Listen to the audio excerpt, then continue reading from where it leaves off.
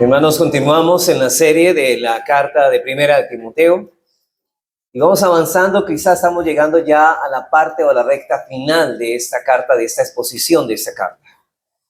Algo que debemos decir al entrar en esta sección de manera introductoria, y algo que es muy evidente en nuestra sociedad, es que no se le da gran valor al trabajo. Solo dar un vistazo, hermanos, a lo que está sucediendo a nuestro alrededor, nos daremos cuenta de lo que está sucediendo con la mayoría de personas y de manera particular con nuestros jóvenes. No quieren trabajar. Estamos viendo una generación la cual no le agrada hacer el menor esfuerzo, no le gusta levantarse temprano en la mañana para cumplir con una labor. Y al que trabaja lo consumen los bienes materiales, el ocio y el materialismo. Y él ve su trabajo, algunos ven su trabajo como un mal necesario para financiar sus placeres. Hay personas que solamente su esfuerzo los empeñan en dar satisfacción a los deleites de este mundo, más que buscar agradar a Dios y más que entender que el trabajo es una vocación en la cual Dios nos ha llamado para glorificarle en medio de él. Sin embargo, lamentablemente, hermanos, en este asunto, algunas de esas personas que hemos descrito profesan ser creyentes. Personas que toman la vida laboral como una carga en sí, como si fuera una maldición por el pecado. Pero es necesario a los que profesan, hermanos, la fe cristiana, recordarles sus responsabilidades como empleados. Y precisamente al entrar a esta pequeña sección, que Pablo está terminando de dar regulaciones, no solamente en cuanto a las viudas, sino también en el trato que la iglesia debe tener con los pastores, es decir, con los ancianos, también quiere referir unas regulaciones con respecto al trato que los empleados cristianos deben darle a los patrones, a sus jefes, sean cristianos o no. Y a eso es que vamos a dirigir estas palabras en esta mañana. Porque la iglesia en la actualidad necesita conocer los principios bíblicos que Dios ha revelado en su palabra en cuanto a este asunto. Como por ejemplo el que encontramos en Génesis 2:15, dice: tomó pues Jehová Dios al hombre y lo puso en el huerto del Edén para que lo labrara y lo guardase. Y noten que aquí antes de la maldición había ya una responsabilidad que Dios había entregado al hombre en su estado de inocencia. No era una maldición. Era una bendición que el hombre se realizase como un hombre que trabaja. Y de hecho, el huerto del Edén que él debía labrar era el templo de Dios, lo cual implica que el trabajo es parte de nuestra adoración en nuestra vida. Hermanos, no solamente adoramos a Dios cuando venimos en la iglesia de manera especial y pública, sino que adoramos a Dios con la vocación o el trabajo que el Señor nos ha entregado. Así que el hombre en el huerto, antes de la caída del hombre, se le había asignado trabajo. Por lo tanto, el trabajo no es resultado de la maldición, sino del plan creador de Dios para la satisfacción del hombre. De hecho, podríamos decir, hermanos, que la mayoría de personas que no se ocupan en una labor fácilmente caen en depresión. Una de las causas de la depresión en la actualidad, de que personas estén llenas, apesadumbradas en sus conciencias y en sus vidas, es porque no se están sintiendo útiles en la sociedad y ellas mismas están evadiendo la satisfacción de encontrarse útiles de medio de la sociedad en que vivimos. Hermanos, fuimos creados no solamente para servir a Dios, el cual es el supremo servicio, sino para servir a los demás. Hermanos, no podemos realizarnos como hombres a menos que nuestros trabajos los tomemos como un servicio primeramente a Dios para glorificar y honrar su nombre, pero también para servir a nuestro prójimo. Sin embargo, el trabajo sí llegó a ser más doloroso y difícil después de la caída. Eso lo entendemos, hermanos. Muchas veces tenemos un deseo de trabajar, pero muchas veces el cuerpo no nos ayuda mucho. Las fatigas, el cansancio nos vienen y no podemos desarrollarlo como quisiéramos. Pero para el creyente el trabajo, hermanos, en la conciencia de todo cristiano, el trabajo debe ser un sagrado deber. Un cristiano ve todo lo que hace respecto en su relación con Dios. Por eso los reformadores subrayaron ese punto. No hay ningún aspecto de la vida ni del comportamiento, por insignificante que parezca, que no deba realizarse para la gloria de Dios, De hecho, Pablo tuvo que decir, sea que comamos y bebamos, como las actividades más comunes. Él dice, todo lo que hagamos, lo más significante, hagámoslo para la gloria de Dios, y dentro de ello incluye las labores cotidianas de la vida. Nadie subrayó el carácter sagrado de todo el trabajo más que Martín Lutero en su libro La cautividad babilónica de la Iglesia, publicado en el año 1520. Y quisiera leer unas palabras de Lutero respecto a lo que él dice del trabajo. Dice, las obras de los monjes y sacerdotes, aunque sean tan santas y arduas, no difieren en nada a la vista de Dios a partir de las obras del campesino que trabaja en el campo o de la mujer que realiza sus tareas domésticas, pero que todas las obras se miden delante de él, de él solo por fe. Y sigue diciendo él, debe saber que los trabajos domésticos de una sierva o un criado son muchas veces más agradables a Dios que todos los ayunos y otros trabajos de un monje o un sacerdote, porque este último carece de fe. Eso realizaban oficios religiosos, pero carentes de fe. Así que, hermanos, pero personas, por ejemplo, una mujer que ejerce su rol como madre, como ama de casa en su hogar, y lo hace con la confianza de que ella está criando hijos para la gloria del Señor. Esta mujer realmente ha encontrado la vocación por la cual, y ella se siente feliz porque a esa vocación fue que fue llamada. Y encuentra que ella no necesita pararse en un púlpito para sentirse satisfecha, sino que su satisfacción está en la vocación en que Dios la ha llamado: ser una ama de casa, ser una madre ejemplar, ser una madre influyente para sus hijos. Así como también el hombre, hermanos, es llamado a proveer para su hogar, y obviamente dentro de los límites que son lícitos. Por eso la reforma del siglo XVI trajo una revolución bíblica en la forma en que la iglesia veía la santidad y la vocación personal. Hermanos, no es como muchos dicen hoy, una cosa somos en la iglesia y otra en el trabajo. No, somos lo mismo, porque en los dos lugares adoramos al Señor con nuestro trabajo y con la iglesia reunida para adorarle de una manera especial. Lo que estoy diciendo es que en el trabajo se adora, pero en la iglesia también se adora, pero en la iglesia se adora de una forma especial que no se hace en el trabajo, pero estamos adorando en el trabajo. Y el cristianismo medieval, la santidad era principalmente para sacerdotes, monjes y monjas, y la gente común no creía que pudiera vivir una vida de consagración total a Dios. Pero hermanos, ¿para quién hacemos todas las cosas que hacemos? Si no las estamos haciendo para Dios, entonces no estamos evidenciando nuestra fe, la cual se evidencia por buenas obras, y esas buenas obras se identifican porque son para la gloria de Dios. Por eso los protestantes restauraron a la iglesia la enseñanza bíblica de que los cristianos deben ofrecer toda su vida como sacrificio de alabanza al Señor. Hermanos, como sacrificio. Y esto implica, hermanos, que es algo que va en contra de nuestra debilidad, nuestra fragilidad. Es un sacrificio. Y aún de nuestros impulsos carnales que se oponen para hacer lo que a Dios le agrada. Por eso Pablo decía en Romanos 12:1, dice que presentéis vuestros cuerpos en sacrificio vivo, santo, agradable a Dios, que es vuestro culto racional. Pastor, usted está diciendo es que en medio del trabajo estamos rindiéndole culto a Dios. Si hacemos bien las cosas para su gloria, exactamente lo que estoy diciendo. Y aunque hay una santidad especial en la asamblea de la iglesia para el culto público, toda la vida debe ser santa.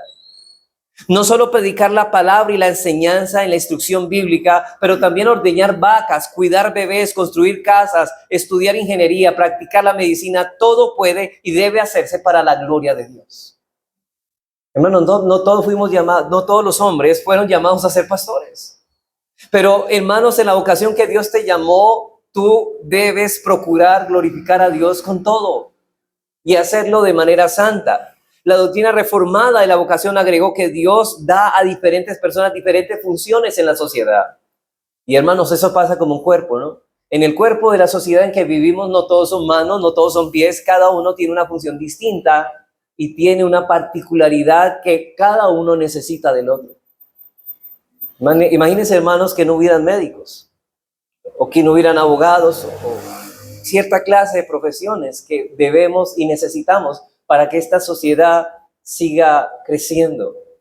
Cada hombre y mujer o niño tiene un lugar en ese plan, y para que la humanidad sobreviva y prospere, todos deben cumplir con su vocación. Hacemos nuestro trabajo no solo por amor a nosotros mismos, la cual es lo que más nos enfocamos, sino para amar a Dios con todo nuestro corazón, amar a nuestro prójimo como a nosotros mismos. El llamado particular de cada persona trae responsabilidades específicas sobre cómo debemos amarnos unos a otros. Pero usted ve, hermanos, que hoy en día cualquiera que hace o vende un producto siempre busca hacerle mal al otro, adulterar las pesas o traer materiales que no son auténticos y decir lo que son auténticos, falsificar las cosas. No lo hacen sino buscando su propio provecho, sin servir a los demás y buscar el bien de los otros. Eso no glorifica a Dios. Cada trabajo legítimo, y hablo de legítimo, hermanos, porque hay trabajos que no son legítimos. Vender lotería, casas de apuestas, bueno, qué sé yo, hay varias cosas, hermanos, que no son lícitas. Cada trabajo legítimo tiene un valor intrínseco, porque es el medio donde el creyente vive su vida cristiana. El cristianismo no es una religión de invernadero, sino una que sobrevive y triunfa en la realidad, hermano. La realidad es que necesitamos trabajar y Dios nos dio ese don. Por lo general, hermanos, entonces los creyentes interactúan con ese mundo en su lugar de trabajo al vivir su fe en sus trabajos. Ellos deben ser, como dice Mateo 5:14, cuando habla de las bienaventuranzas, ellos deben ser esa ciudad asentada sobre un monte. Los cristianos deben estar interesados en que su conducta en el trabajo muestre a otros el poder de Jesucristo para transformar sus vidas. Hermano, no crea que las razones de esperanza que nos piden es cómo nosotros trabajamos, con qué empeño y con qué dedicación hacemos las cosas.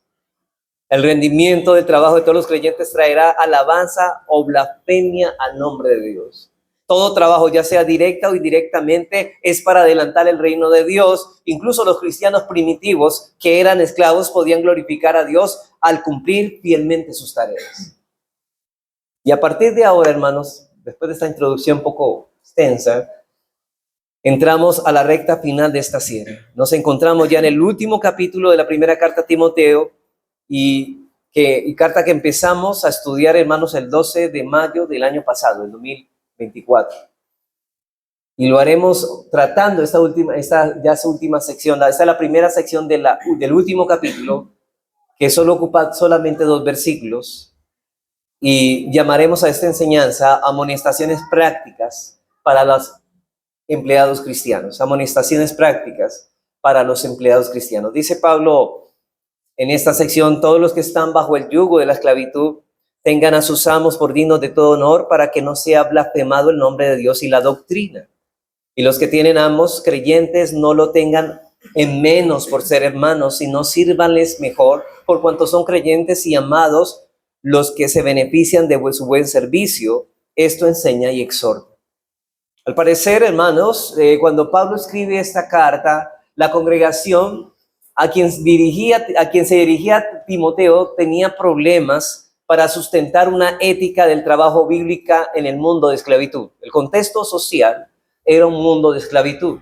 Y Pablo escribe este pasaje como algo correctivo que ellos en este aspecto fundamental deberían hacerlo. Y para hacerlo, él habla de 2 aspectos sencillos.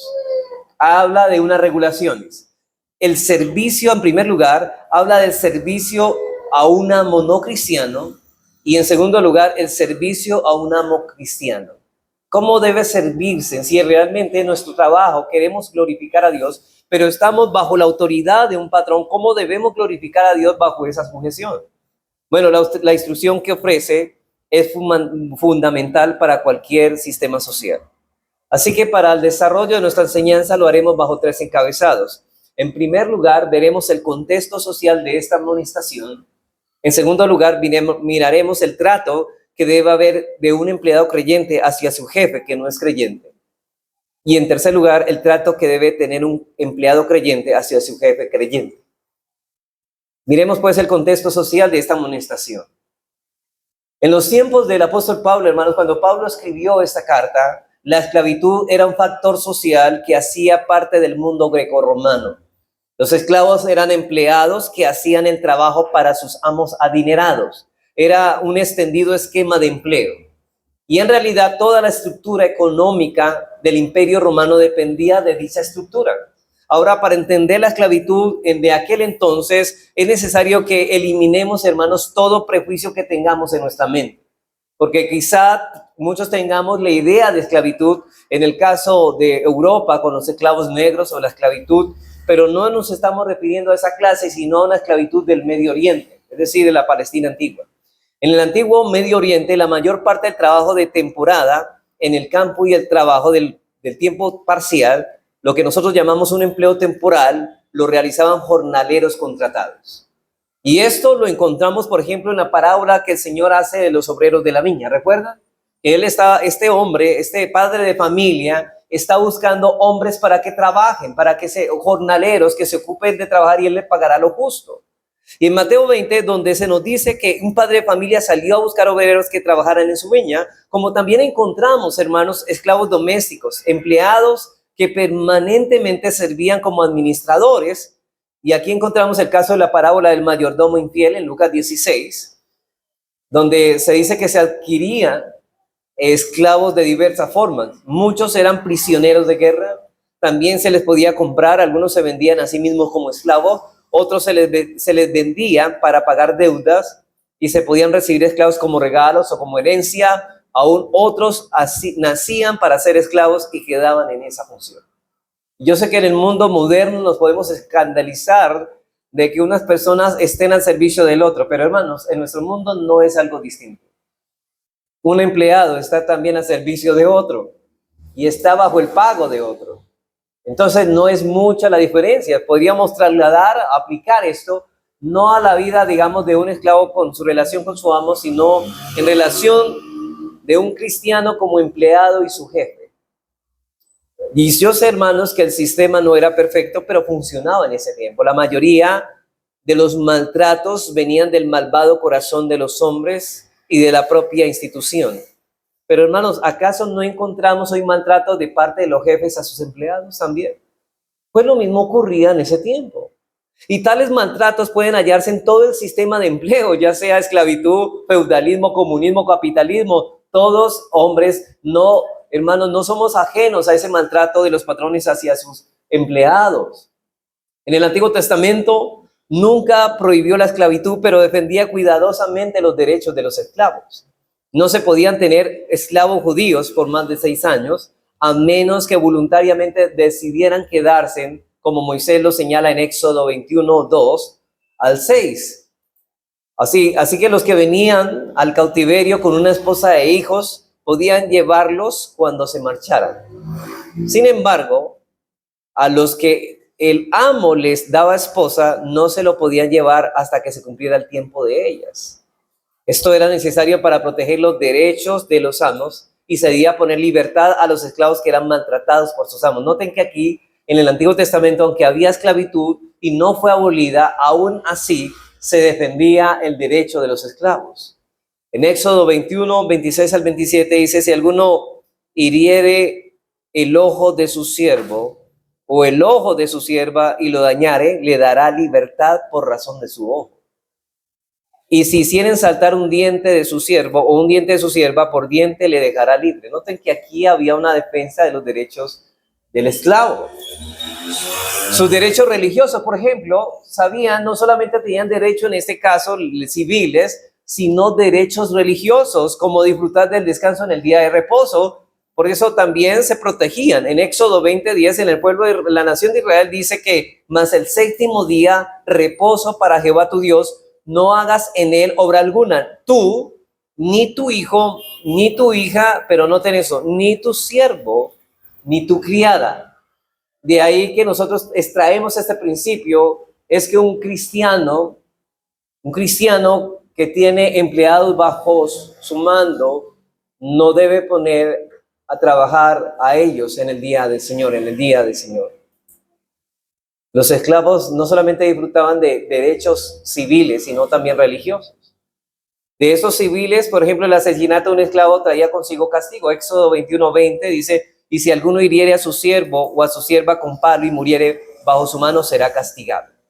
Los esclavos extranjeros que buscaban asilo en Israel debían ser protegidos. Esclavos, estamos hablando, requerían protección, era un derecho tener protección. Los esclavos tenían derechos económicos, entre ellos el derecho a poseer otros esclavos. Y la nación de Israel incluso tenía esclavos del Estado, similar a los empleados del servicio. Note que el Estado, o sea, decía, el gobierno civil de Israel tenía sirvientes también, y eran esclavos, o sea, eran empleados públicos, en ciertas palabras.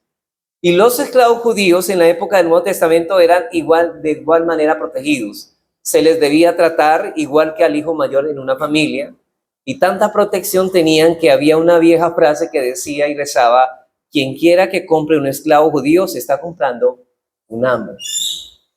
Así que los esclavos gentiles no siempre se les trataba bien, pero en general tenían más dinero que los jornaleros. O sea, ¿sabe quién ganaba más allá? Ganaba más un esclavo que un jornalero. Los esclavos tenían asegurado el alimento, el vestido y el alojamiento.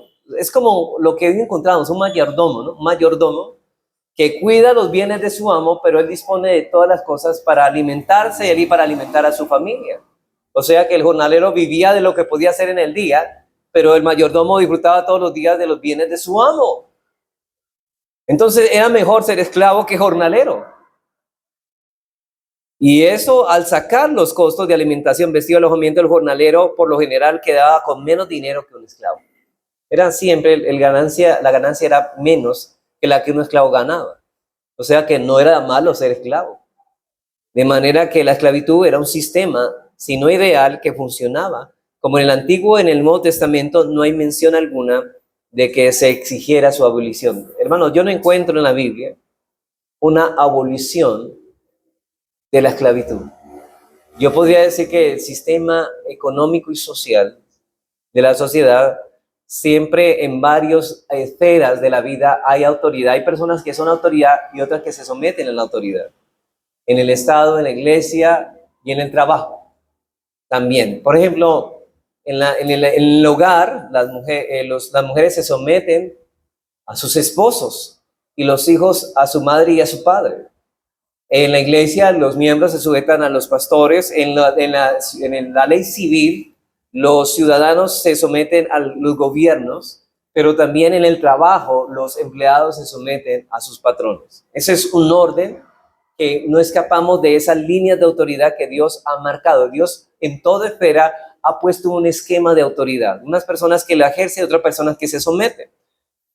Así que, hermanos, cuando hablamos de esto, entonces, en la época del Nuevo Testamento, la esclavitud estaba decreciendo en el Imperio Romano, y aunque aún quedaban muchos esclavos, para el Señor Jesús y los apóstoles haber demandado la abolición de la esclavitud hubiera sido fomentar el desempleo y el caos social.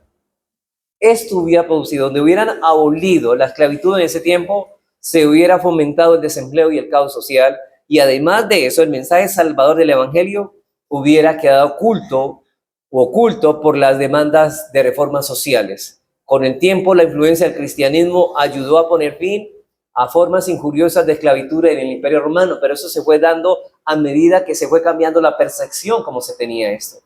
Pero el Nuevo Testamento no condena abiertamente la esclavitud, pero tampoco la promueve, simplemente la tolera.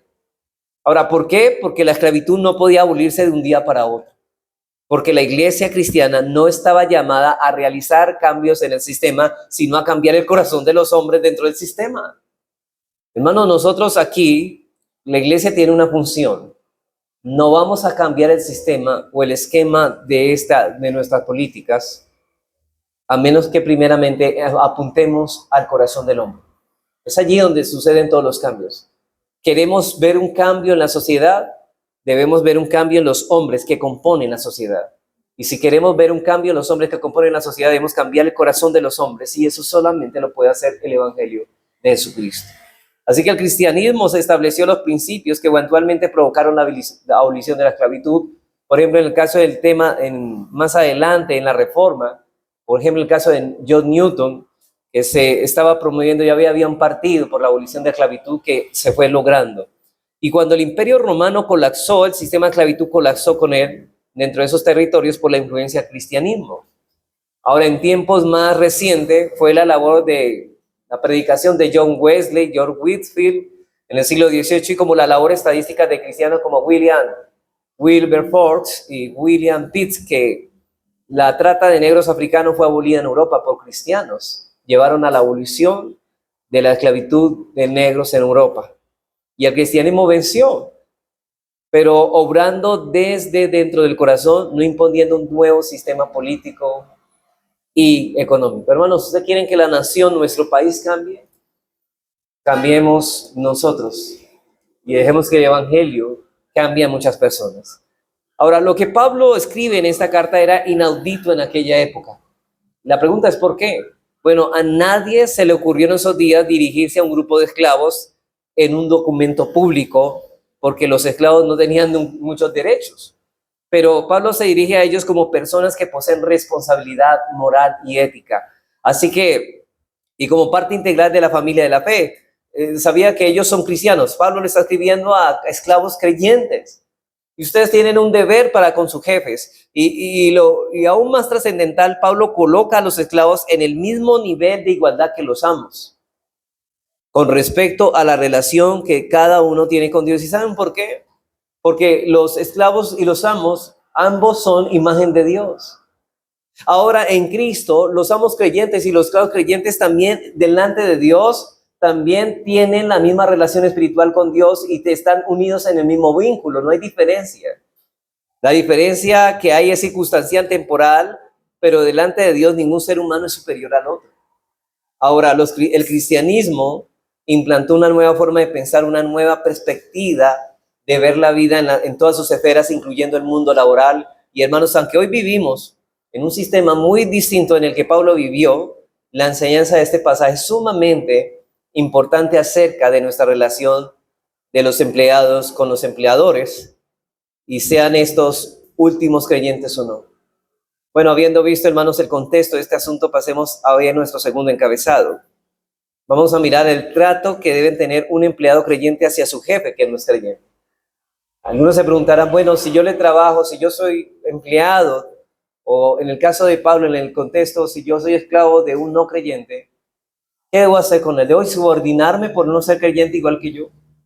O si yo trabajo, porque hermanos, nosotros muchas veces como cristianos tenemos que trabajarle a personas que no son cristianos. Y la pregunta que hace Pablo es, ¿cómo debe ser el comportamiento de nosotros para con ellos? ¿Cuál debe ser el trato? ¿Cuál debe ser el trato de un empleado creyente hacia su jefe que no es creyente? Bueno, Pablo dice en el versículo 1, todos los que están bajo el yugo de esclavitud tengan a sus amos por dignos de todo honor. Note lo que dice Pablo. Todos los que están bajo el yugo de esclavitud tengan a sus amos por dignos de todo honor. Y lo primero que Pablo señala aquí es la esencia del deber del empleado creyente. Hay una esencia, dice la frase bajo el yugo, y que encontramos aquí no necesariamente designa algo humillante o degradante. No, cuando habla bajo el yugo es que estamos bajo la autoridad de alguien. No vea algo denigrante. Porque si ese fuera el caso, cuando el Señor declara en Mateo 11, 28 al 30, nos dice que su yugo es fácil y liviana su carga, pero dice que su yugo es fácil, pero aquí está hablando de algo denigrante, porque si fuera algo denigrante no sería un descanso, sino una carga pesada para nosotros. Por el contrario, él dice, y hallaréis descanso para vuestras almas, y está hablando bajo el yugo de Cristo hay reposo. O sea que este nombre, cuando dice que nos pongamos, que los que están bajo el yugo de esclavitud, no está hablando de algo que en sí es malo. Como vuelvo a repetir, hay esferas de autoridad donde unos son sometidos y otros se someten. Donde hay unas que ejercen autoridad y otros que se someten a esa línea de autoridad. Y la palabra esclavitud en el texto es traducida en Reina Valera por el término griego doulos, que significa esclavo o sirviente. Podríamos decirlo así. Dice Pablo, toda persona o los que están bajo el yugo de esclavitud tengan a sus amos por digno de todo honor, pero aquí la palabra esclavitud se refiere a que somos servidores. Hermanos, somos servidores primeramente de Dios, pero también somos servidores de los hombres. Las tablas de la ley. La primera es nuestro deber para con Dios, los primeros 4 mandamientos. La segunda tabla tiene que ver con nuestro servicio a los demás. Y una forma de amar al prójimo es servirle al otro. Y una forma de servirles a nuestros jefes es de esta forma, haciendo las cosas bien. Frecuentemente, hermanos, tiene este último sentido, es decir, de servir, y aún en este pasaje el apóstol Pablo está usando lo mejor, es decir, para cambiar el esclavo por sirviente. O sea que lo que Pablo quiere decir, mire, no se miren como esclavos, sino como servidores, como aquellos que sirven. Y el Señor dice que el que quiera ser mayor en el reino debe ser servidor de sus hermanos. Y en este caso podríamos decir servidor del prójimo. Entonces, en nuestro texto comienza hablando de los verdaderos esclavos, como se ve claramente del hecho de que se define con el concepto todos los que están bajo el yugo, el poder de un amo sobre el esclavo. Es decir, esta expresión tiene la connotación de un servicio. Como ya hablamos de servicio, y bajo el yugo estamos hablando de servicio sumiso bajo la autoridad de otra persona. Un servicio que prestamos porque somos llamados a servir, sí, pero al servicio bajo la autoridad de otra persona. Eso es lo que está queriendo decir en toda esta frase. Una persona en sumisión a otra persona, pero no tiene una connotación negativa inmanentemente. En realidad puede ser una designación noble, como cuando, por ejemplo, describe a nuestro Señor sirviendo al Padre. Por ejemplo, ¿sabían que el Hijo servía al Padre? Servía, y el Padre en el sentido como Dios era mayor que el Hijo. O los creyentes, por ejemplo, sirviendo a Dios. La palabra aquí no tiene connotación negativa porque habla que nosotros debemos servir a Dios. De hecho, nuestro objeto supremo de nuestro servicio, ¿quién es? El Señor. Pero ahí también debemos servir a los demás. Se refiere a la esclavitud de un creyente a su Señor. Y dos pasajes del Nuevo Testamento ilustran el significado de la palabra dulos. Es por eso en Mateo, es por un lado, por ejemplo, Mateo 8:9. ¿Se recuerdan el centurión que le dijo al Señor Jesús? Porque también yo soy hombre bajo autoridad y tengo bajo mis órdenes soldados, y digo a este ve y va, y al otro ven y viene, y a mi siervo hace esto y lo hace. Noten que estamos hablando de un servicio bajo autoridad en este texto. Así que un dulos era alguien que tenía que obedecer órdenes. Órdenes. Lucas 17, 7 al 10 nos da una idea adicional del significado de esta palabra. Dice, ¿quién de vosotros, teniendo un siervo que ara o apacienta ganado, al volver al campo luego le dice, pasa, siéntate a la mesa? No le dice más bien, prepara las cenas, cíñete y sirve hasta que haya comido y bebido, y después de esto come y bebe tú. ¿Acaso da gracias al siervo porque hizo lo que se le había mandado? Pienso que no. Así también vosotros, cuando hayáis hecho todo lo que os ha sido ordenado decir, siervos inútiles somos, pues lo que debíamos hacer hicimos. O sea que un siervo está bajo la autoridad y debe hacer lo que debe hacer con el fin de honrar a Dios. Un siervo debía realizar ciertas tareas asignadas a él por otro que estaba por encima de él en autoridad. Eso es lo que está diciendo Pablo. Hermanos, ¿qué es lo que hace un empleado?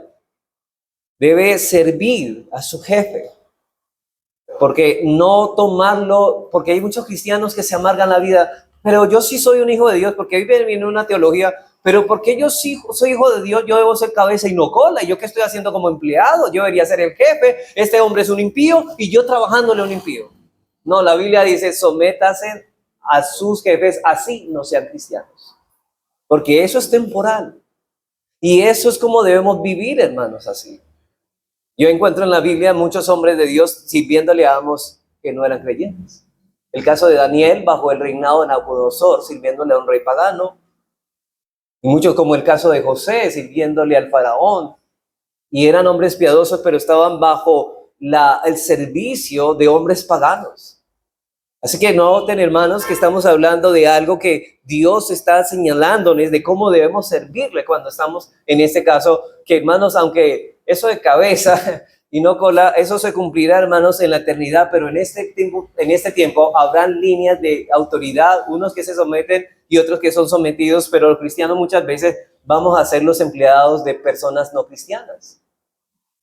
Y debemos gozarnos en esto. Y de hecho, hermanos, ahora vamos a hablar por qué razones. Así que la libertad del cristiano no elimina las líneas de autoridad de la sociedad en que vivimos. Y Pablo limita la autoridad de los amos en lo terrenal. El amo verdadero de todos los hombres está donde, hermanos, en los cielos. Y es a él a quien debemos obedecer. Por lo tanto, los siervos deben obedecer a sus amos terrenales porque su amo celestial así lo demanda de nosotros. Excepto en algo que sea pecado. Deben obedecer a todos, a sus amos en todo, sí, menos en lo que sea pecado.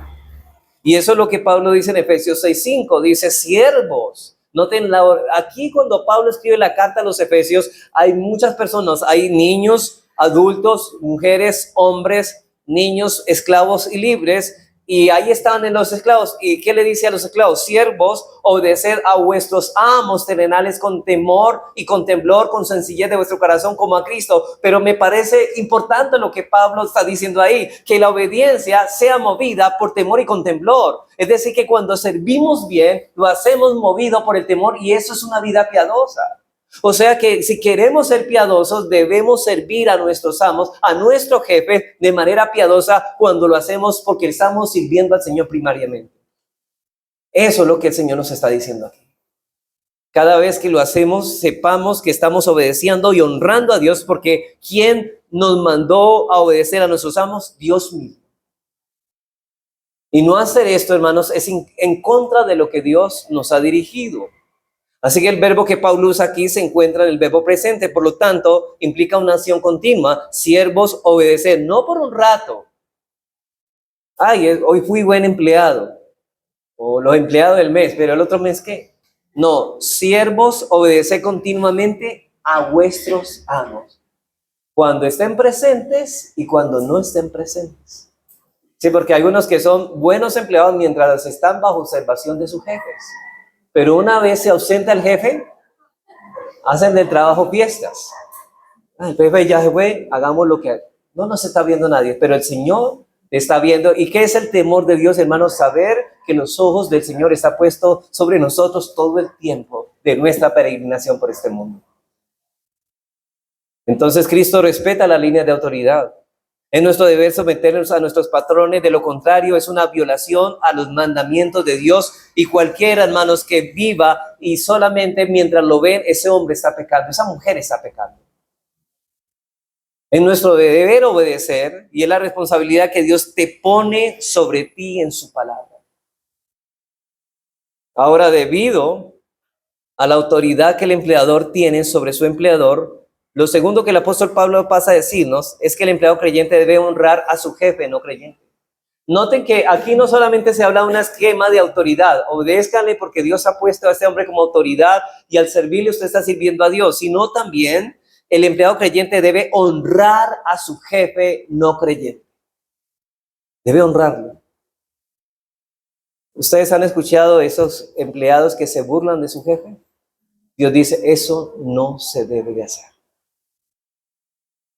Yo no quiero decir, pero a veces dicen, es que ese viejo, es que esa señora, o sea, de una manera despectiva. Y eso es lo que el cristiano, eso es deshonrar. Y Dios dice, honren a aquellos jefes que son no creyentes. Todos los que están bajo el yugo de esclavitud, dice, tengan a sus amos por dignos de todo. No de eso, de todo honor. Al decir esto se refiere a una estimación basada en criterios objetivos, no en sentimientos internos. No es que, ay, a mí me parece que esta persona, a mí me cae mal esa persona, es que me parece, no, momento, usted tiene que respetarlo. Los creyentes deben mostrar respeto y una correcta valoración de la autoridad de sus empleadores sin importar qué piensan de ellos. O sea, no es por lo que usted piense. Usted honrarlo, ¿sabe por qué? Porque Dios los ha puesto como su autoridad en el trabajo. El hecho de que Dios los haya investido de autoridad en su esfera de su trabajo, eso merece honra. Así como Dios también dice que debemos honrar a los gobernantes, así sean malos o buenos, debemos honrarlos. Honrar al rey, ¿cierto? Así que la valoración correcta hallará a los empleados de un digno de todo honor. ¿Por qué debemos honrar a nuestros jefes? Porque son nuestra autoridad. Están por encima de nosotros en el esquema de autoridad. Por ejemplo, ya Pablo había señalado en el versículo 3 del capítulo 5 de esta carta, que debemos darle honra a las viudas, ¿se acuerdan? Pero también cuando hablamos en el trato con los ancianos, dice que la iglesia en el trato con los ancianos debe honrar a los pastores, que ellos son dignos de doble honor. Pero los empleados deben recibir, los empleadores, los jefes deben recibir también honra. Y aquí, por supuesto, no incluye el apoyo económico, como en el caso de los pastores y las viudas. ¿Se acuerdan que en el respecto de ellos hablábamos de una remuneración económica a los pastores y de una ayuda económica a las viudas? Pero aquí cuando hablamos de rendirle honor y honra a nuestros amos, a nuestros patrones, no se está refiriendo a una remuneración o una ayuda económica, sino respeto y obediencia en su servicio. Hasta los empleadores, hasta los jefes que son ásperos e injustos deben ser respetados y honrados. ¿No tenéis, hermanos? No a los que nos caen bien, sino a los que no nos caen muy bien. O sea, más bien, bueno, no digamos muy bien, hermano, eso ya es subjetivo. Digámoslo así, hasta los empleadores que son ásperos, injustos con nosotros, debemos respetarlos. Debido a la autoridad que poseen en ese lugar, el respeto a las autoridades establecidas por Dios no proviene de Dios. Hermano, yo sé, hermanos, que usted puede estar lidiando con el jefe más difícil de lidiar. Pero, hermano, no importa el patrón o jefe que tengas. Mira lo que dice el apóstol Pedro en Primera de Pedro 2, 18 al 21. Y de hecho, cuando somos así, Pedro va a decir que estamos siendo imitadores de Cristo. ¿Y para qué fuimos llamados? A ser imitadores de Cristo. Primera de Pedro 2, 18 al 21. Dice, criados o siervos o esclavos, estad sujetos con todo respeto a vuestros amos. No tenéis. Obedezcan, estén sujetos, pero, añade eso, con respeto a vuestros amos, no solamente a los buenos y afables, o sea, a los jefes que seamos tranquilos y manejables, sino también a los difíciles de soportar. Porque esto merece aprobación. Si alguno a causa de la conciencia delante de Dios sufre molestias, padeciendo injustamente, porque hay algunos que van a padecer injustamente de sus patrones. ¿Qué dice Pablo? Pues, ¿qué gloria es si pecando sois abofeteados y lo soportáis?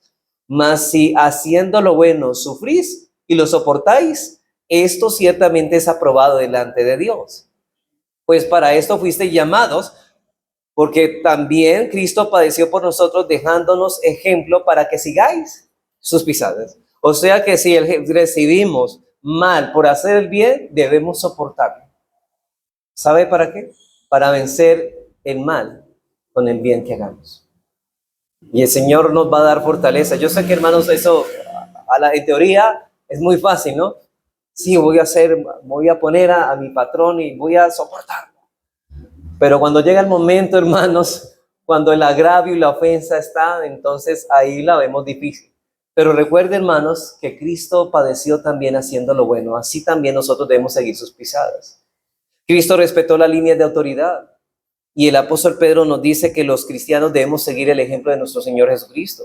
Dice Juan Calvino con respecto a esto, en su comentario de 1 Timoteo, él dice, cuando Pablo les manda a que tengan a sus amos por dignos de todo honor, les pide que no solamente sean fieles y diligentes en el desempeño de sus deberes, sino que los estimen y respeten, note eso, sinceramente como personas puestas en un rango más elevado que ellos.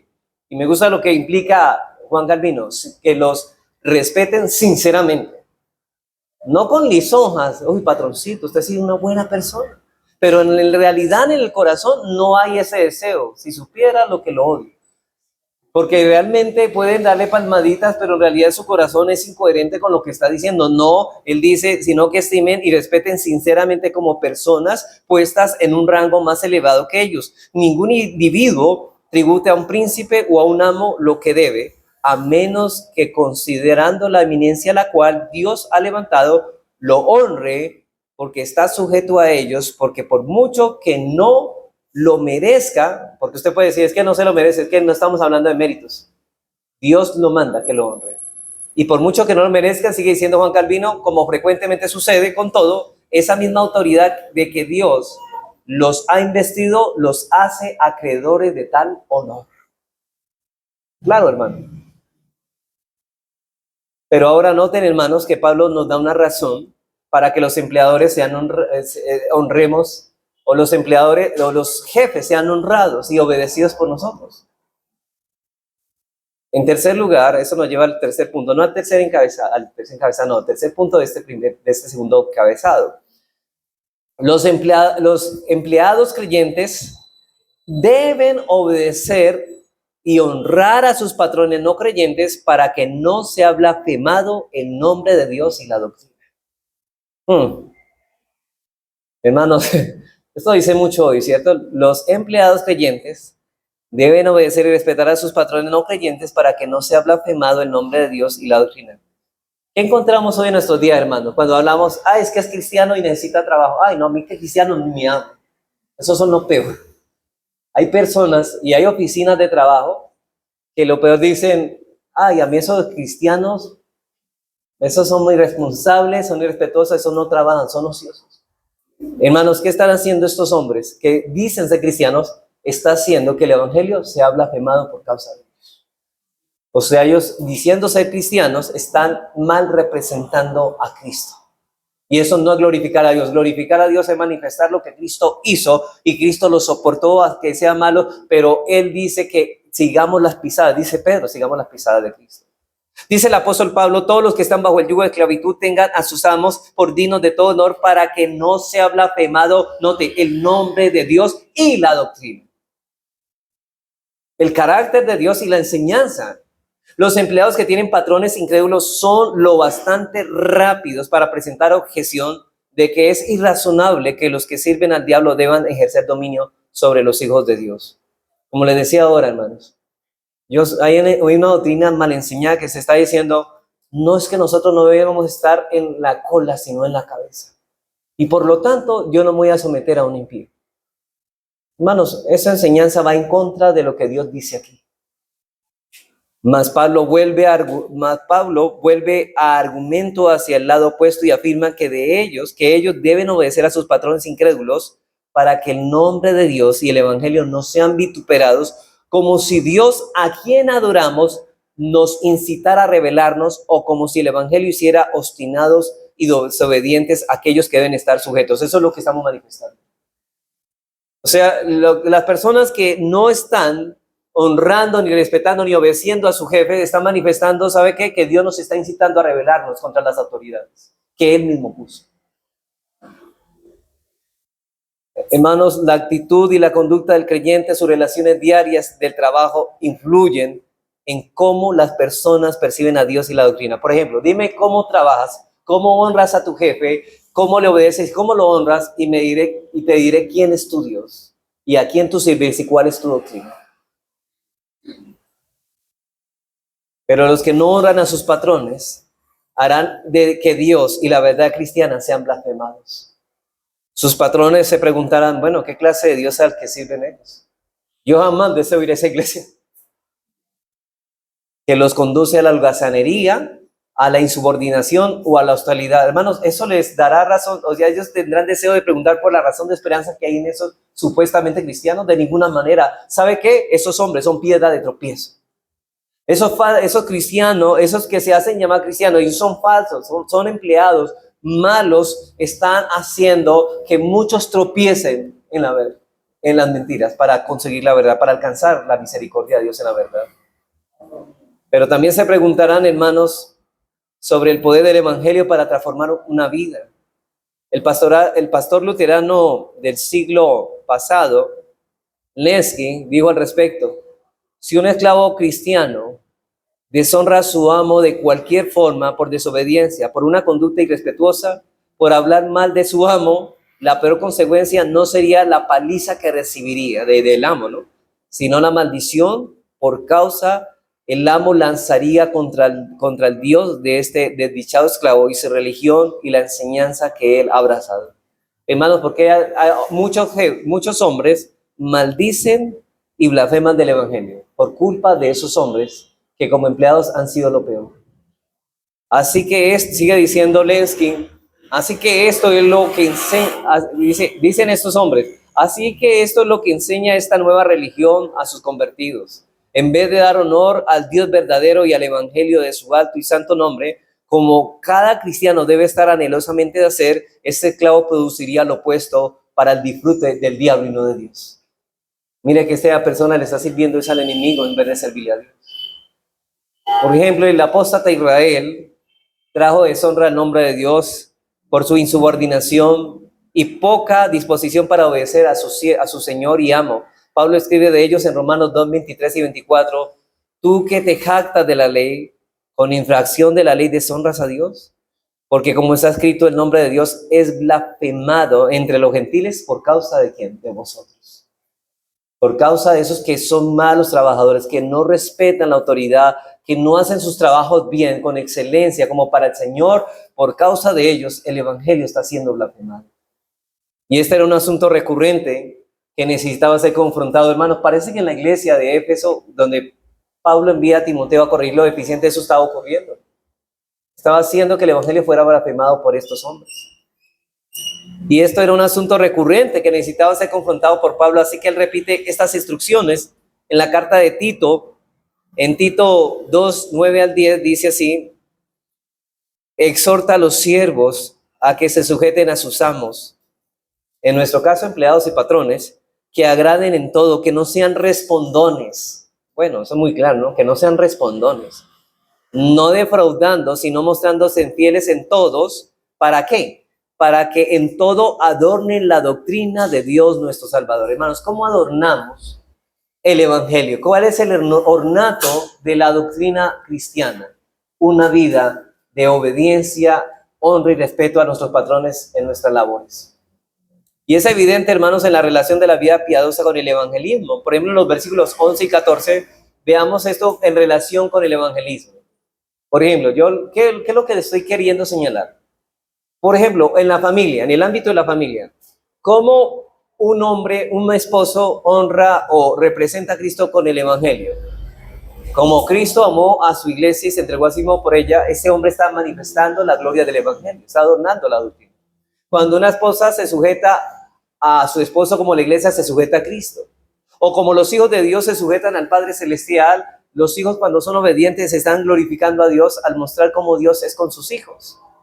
Pero de la misma manera, hermanos, un cristiano manifiesta una vida piadosa en el evangelismo a través de su trabajo cuando dice cómo los siervos de Dios deben ser con sus amos. O sea, si un siervo, ¿cómo es un siervo con su amo Dios? Lo manifiesta en cómo él es con su amo terrenal.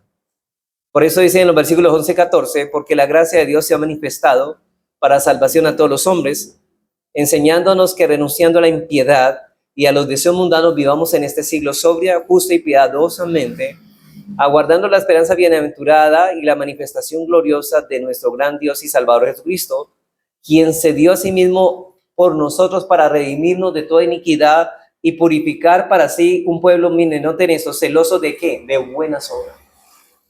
Buenas obras que buscan la gloria de Dios, que se hacen con motivos del temor, no sirviendo al ojo, sino como los que quieren agradar a Dios. Así que los cristianos tienen la responsabilidad dada por Dios, por orden divina, de vivir su fe en el lugar en el que trabajan, tener una adecuada sumisión y respeto al realizar un trabajo de calidad. Y noten aquí un trabajo de calidad, hermanos. Si usted es zapatero, usted está sirviendo a los demás y a su jefe. Hágalo bien para su jefe, pero que su calidad sea la mejor. Son requisitos necesarios para proclamar el evangelio, para que el evangelio sea creíble. Mire, hermanos, a uno ya le da, el evangelio ha sido tan blasfemado que uno ya habla y la gente ya tiene muchos prejuicios antes de hablar. Pero ahora nos preguntamos, bueno, si este debe ser el trato de los creyentes con sus empleados incrédulos, con sus patrones incrédulos, ¿cuál debe ser el trato de ellos para con sus empleadores creyentes? Esto nos lleva a nuestro tercer encabezado. El trato que debe tener un empleado creyente hacia su jefe creyente, dice el versículo 2, y los que tienen amos creyentes no los tengan en menos por ser hermanos, sino sírvanles mejor por cuanto son creyentes y amados, los que se benefician de su buen servicio. Esto enseña y exhorta. En primer lugar, un problema peculiar que se presentó con respecto a los esclavos creyentes que tenían amos creyentes es que el esclavo cristiano que tenía un amo cristiano podría sentirse inclinado a decir en su corazón, bueno, si mi amo es realmente cristiano, ¿cómo puede tenerme como su esclavo suyo si somos iguales? Y parece que su religión no es muy profunda, decían ellos. Además, ¿cómo puedo ser igual a mi amo en la iglesia y con todo ser inferior en el lugar de trabajo? Bueno, tal actitud conduciría a tener problemas en todo. De hecho, hermanos, por ciertas circunstancias, había líderes de la iglesia que eran autoridad para muchos en la iglesia, pero les trabajaban a empleados creyentes, a creyentes que no eran líderes en la iglesia, pero allá en la iglesia los miembros se sometían a los líderes, pero en el trabajo, estos que eran líderes en la iglesia, como ya cambiaban de esfera en el trabajo, se sometían a sus patrones, o sea, cambiaban de esquema de autoridad. Y entonces decía, y eso era lo que se complicaba en la iglesia de Éfeso en ese tiempo. Entonces la tentación para los que éramos cristianos era esperar privilegios especiales debido a que eran iguales en Cristo. Y muy a menudo, hermanos, se da que un cristiano maduro recibiera un empleo de un inmaduro o incluso que un líder de la iglesia trabajara para uno que no estuviera en el liderazgo de la iglesia. Ahora, esto conduciría a un conflicto si el empleado no seguía el plan de Dios para el lugar del trabajo. Entonces, Gálatas 3:28 dice así: ya no hay judío ni griego, no hay esclavo ni libre, no hay varón ni mujer, porque todos vosotros sois uno en Cristo. Sin embargo, hermanos, aunque aquí habla de igualdad, en Cristo no elimina los esquemas de autoridad. Por ejemplo, el hecho de que el hombre y la mujer sean iguales ante Dios, ¿elimina que la mujer se someta al hombre? El hecho de que un hijo y un padre sean iguales ante Dios, eso elimina el hecho de que ese hijo tiene que someterse y honrar a su padre, no lo elimina. Y no significa que sea inferior, sino que hay esquemas de autoridad y lo mismo estamos hablando aquí. Por ejemplo, ese líder de iglesia que tiene que trabajarle a un patrón que es más inmaduro en la fe, pero es creyente, aún en el trabajo es al contrario. No es el miembro quien en la iglesia, el miembro se sujeta al líder, pero en el trabajo ese líder, que ahora ya no es líder allá, sino una persona, un cristiano, se somete a su jefe que es cristiano.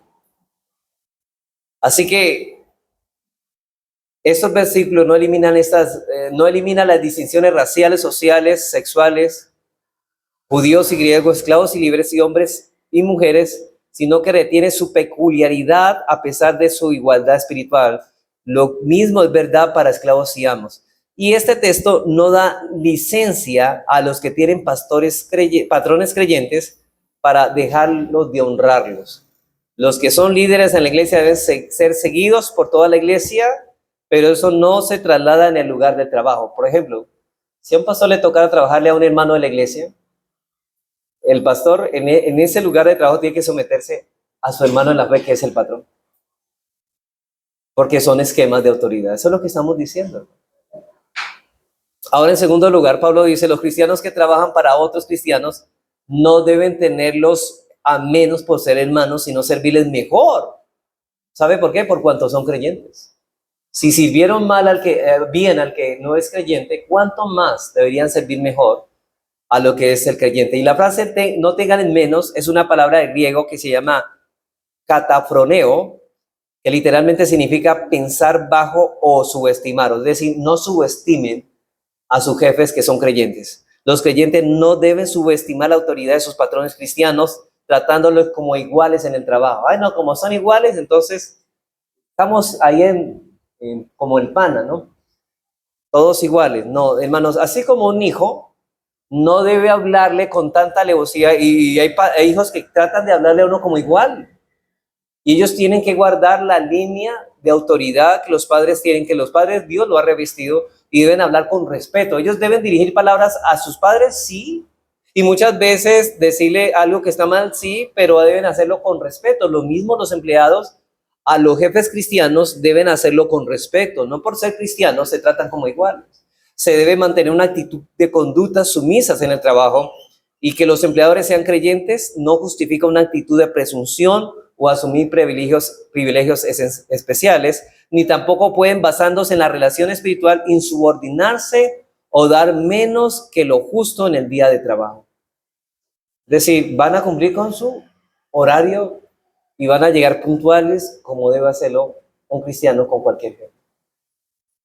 No es que, hermano, usted sabe, estamos entre familia, aquí en la fe, usted sabe. Y llegó, era la entrada a las 8 y llegó a las 10. Y hay hermanos, mire, hay hermanos que contratan a personas que dicen, o sea, que profesan la fe, los contratan y tienen que madrugar y hermanos llegan a las 8 a trabajar. Hermano, el hecho de que tu patrón sea el hermano en tu iglesia no elimina que tú debes respetar y honrar y someterse a esa autoridad.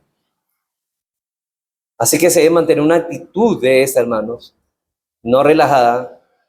Entonces los que tienen amos no creyentes deben hacer las cosas lo mejor que puedan a servirles. Los que tienen patrones cristianos deben servirles mejor, por cuanto son creyentes y amados los que se benefician de su buen servicio. Y al servirles, hermanos, cuánto mejor deben hacerlo a quienes tienen amos creyentes.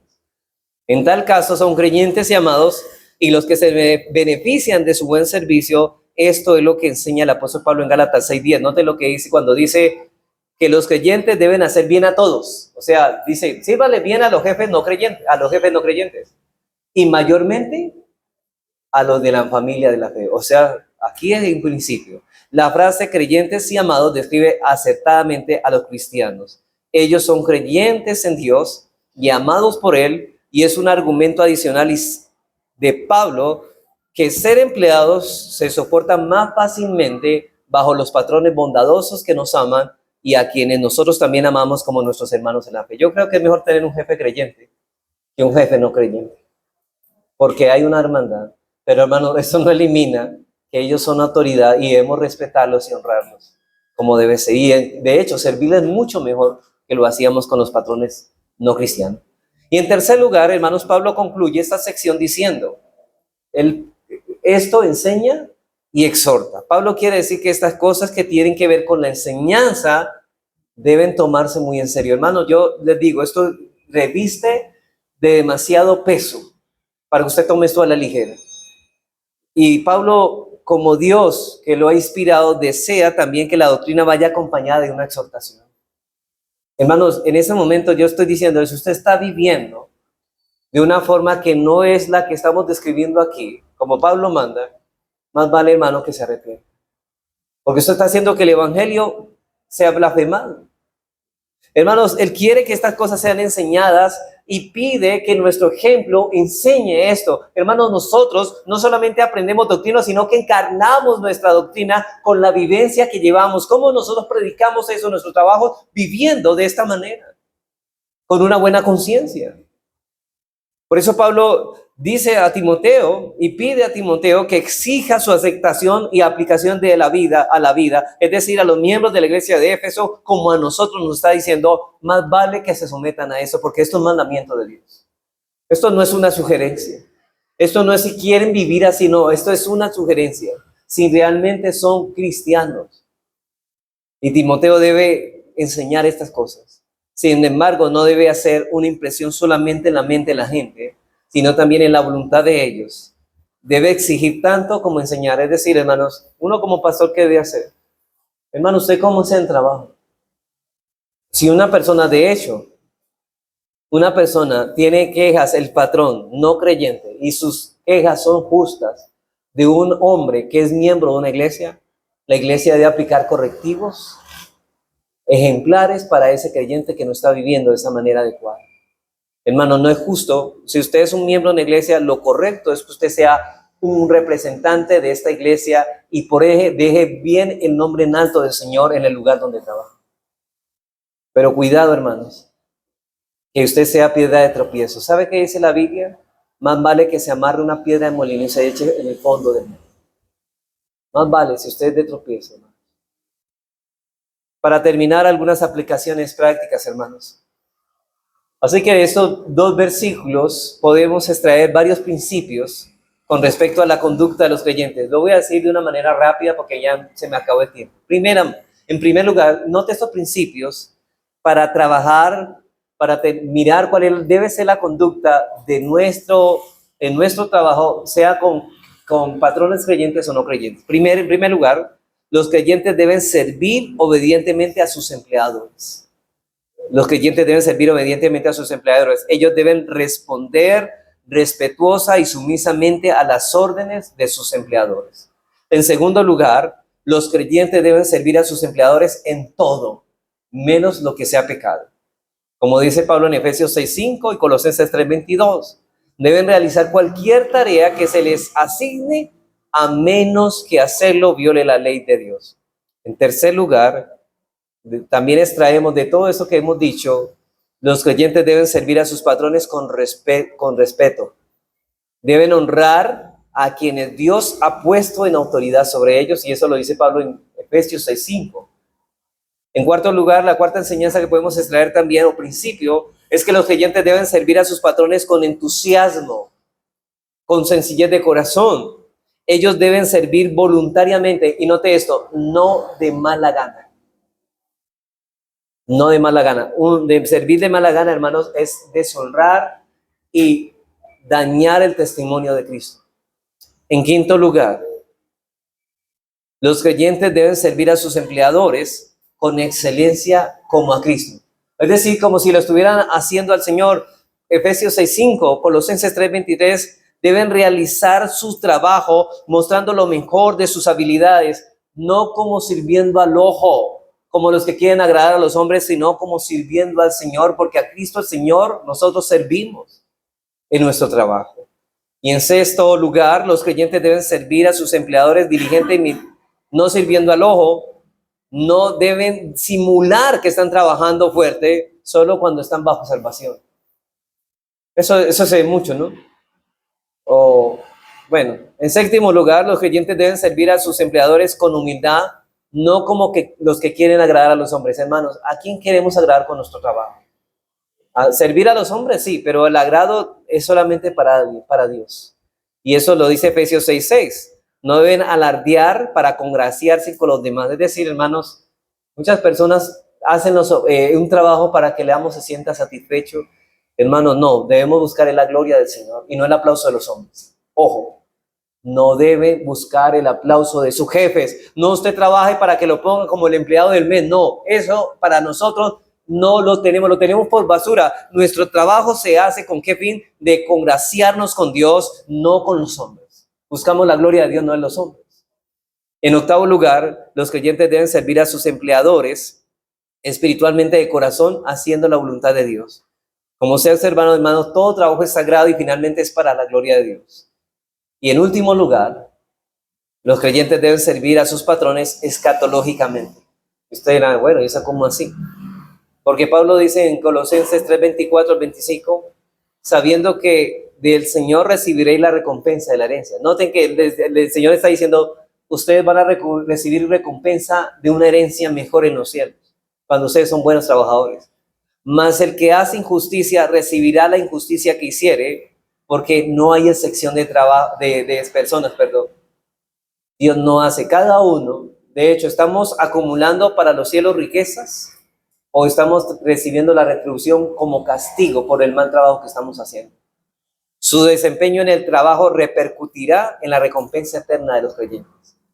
Así que, hermanos, para terminar, no es función de la iglesia socavar los fundamentos del orden social, como Pablo está señalando, fomentando una rebelión. No, hermanos, no somos llamados a esto. Más bien los creyentes deben acatar y ser obedientes en sus trabajos y de esta manera dar testimonio de que la gracia de Jesucristo ha transformado nuestras vidas. Esa es la única forma de manifestar esto, si en realidad queremos glorificar a Dios y que el nombre de Dios sea exaltado y la doctrina de nosotros también sea adornada por nuestro testimonio.